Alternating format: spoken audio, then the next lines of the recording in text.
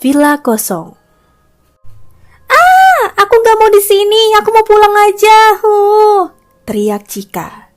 Lu bisa diem gak sih, Cik? Kita semua kejebak di sini juga karena lu nyadar dong. Protes Denny.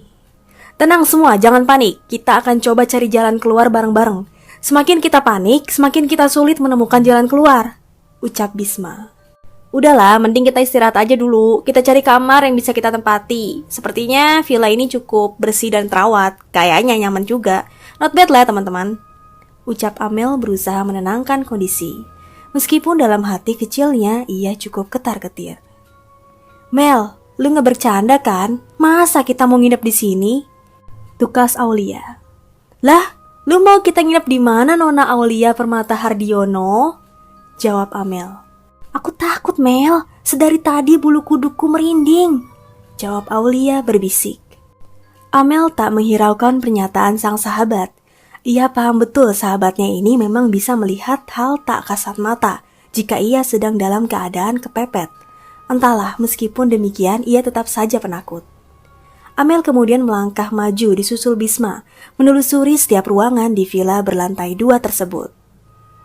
Di lantai bawah terdapat 3 buah kamar sedang dan juga 2 kamar yang ukurannya lebih kecil. Setiap kamar memiliki kamar mandi sendiri-sendiri, kecuali kamar yang berukuran kecil. Di lantai atas terdapat 3 kamar yang jauh lebih luas dari kamar di lantai bawah, yang sepertinya itu adalah kamar utama. Namun, sungguh aneh, setiap sudut ruangan ini tidak mencerminkan jika villa ini adalah villa kosong. Begitu pula, di setiap kamar masih terdapat ranjang beserta kasur yang tertata rapi dan wangi, beserta spray dan bed covernya. Sungguh aneh. Mel, lu ngerasain sesuatu nggak? Tanya Bisma saat mereka sampai di salah satu kamar utama yang paling ujung. Sepertinya di sini energinya begitu kuat, Bis. Tapi tiba-tiba Amel melihat sebuah kejadian di mana ada seorang wanita cantik sedang mematut dirinya di depan cermin. Kemudian tiba-tiba Amel melihat ada sebuah bayangan laki-laki diam-diam masuk ke dalam kamar ini. Dilihatnya, laki-laki itu menyeringai begitu menakutkan sambil mengendap-endap ke arah wanita yang sedang bersolek tersebut. Astagfirullahaladzim! Amel tersentak dari penglihatannya. Ada apa, Mel? Tanya Bisma. Amel kemudian menceritakan apa yang ia lihat kepada Bisma. Bisma pun mencoba mencari petunjuk yang mungkin bisa ia temukan. Ia memulai dari meja rias yang berada di sudut ruangan. Terdapat sebuah kalender yang cukup lama dan warnanya mulai memudar. Tertulis di sana Februari 1963. Mel, coba dek sini. Amel pun menghampiri Bisma yang sedang sibuk membolak-balik kalender usang tersebut. Apa mungkin villa ini kosong sejak tahun 1963 ini ya? Entahlah, Bis. Terlalu dini kalau kita menyimpulkan sekarang. Tiba-tiba terdengar Cika berteriak kencang. Bisma dan Amel pun bergegas lari ke bawah.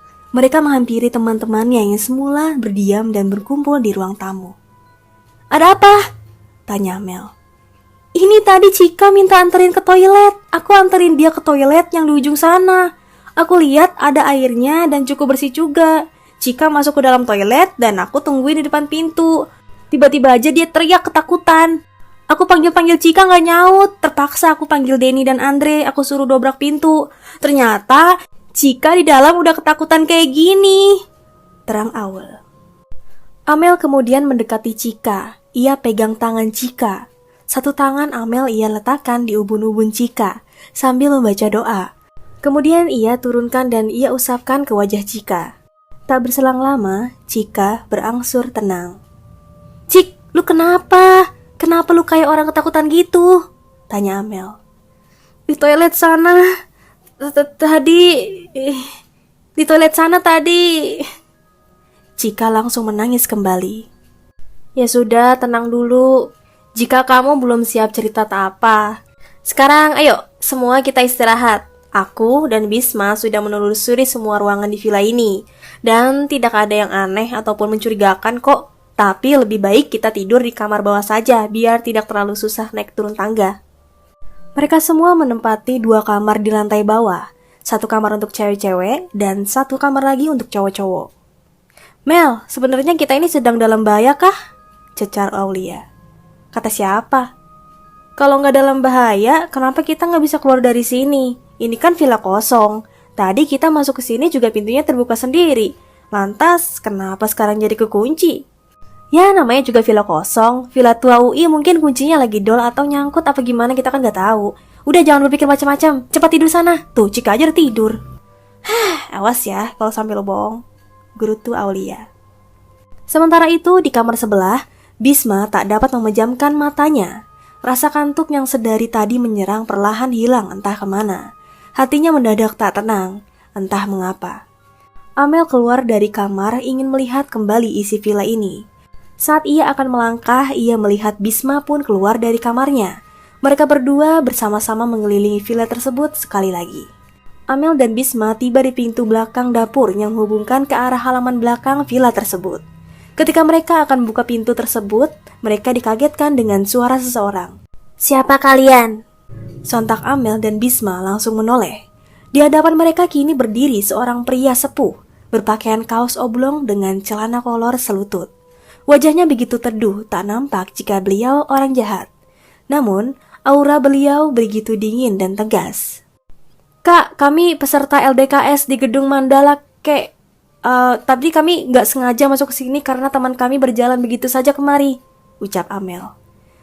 "Jangan sekali-sekali kalian buka pintu di malam hari. Kalian tamu di sini, jaga sopan santun kalian," tegas kakek tersebut. Iya kek, maafkan kami. Kami sudah lancang masuk kemari. Ngomong-ngomong, kakek yang punya villa ini?" tanya Bisma. "Kalian jangan terlalu lama di sini. Di sini bukan tempat kalian. Pesanku, lekas keluar dari sini ketika kalian menemukan jalan keluar." "Iya kek, kami juga berniat ingin keluar dari sini. Tapi pintu depan tiba-tiba terkunci, tidak bisa dibuka. Apa kakek punya kunci cadangannya kek? Bolehkah kami meminjam untuk keluar?" "Kalian berdua tidak sama dengan teman-teman kalian yang lain. Kakek yakin kalian bisa menganalisa tempat ini. Pesan kakek, segeralah pergi dari sini jika kalian menemukan jalan keluar. Jangan hiraukan yang bukan urusan kalian, dan jangan terkecoh." "Apakah kakek yang menjaga villa ini, kek?" tanya Bisma sekali lagi. "Aku selalu di sini, tapi aku tak selalu ada dan terlihat. Hanya itu yang bisa aku jawab saat ini." Maksud kakek?" "Sudahlah, ingat pesan-pesanku tadi." Tiba-tiba, Amel dan Bisma mendengar suara teman-teman mereka. "Mel, bangun Mel!"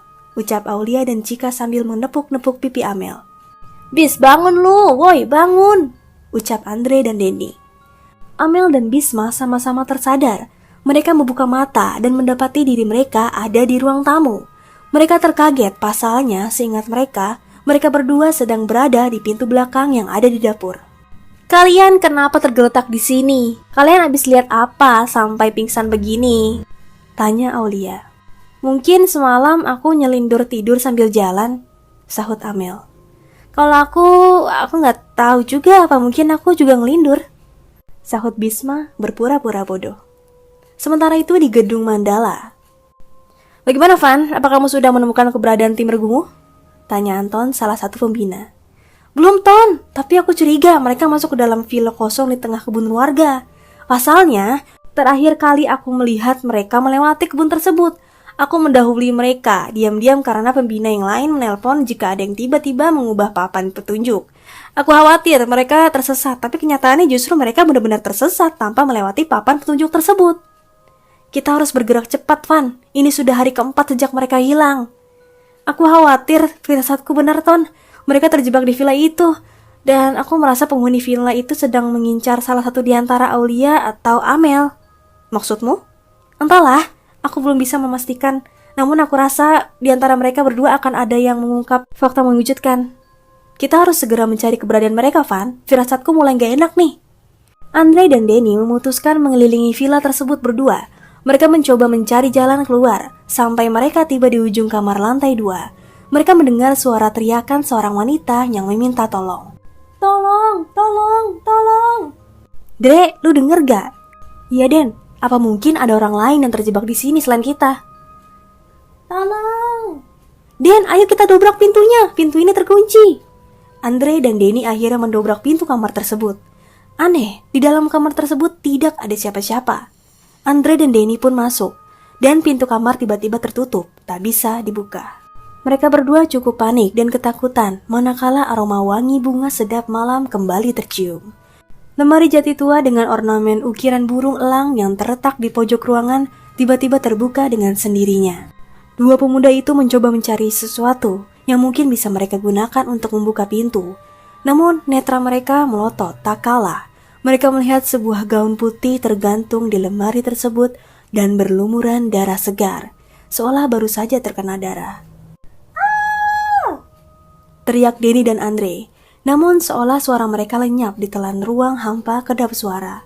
Suara teriakan mereka sama sekali tak terdengar oleh orang lain. Andre mencoba membuka pintu, dengan gemetar ia menyeret Denny yang terpaku ketakutan.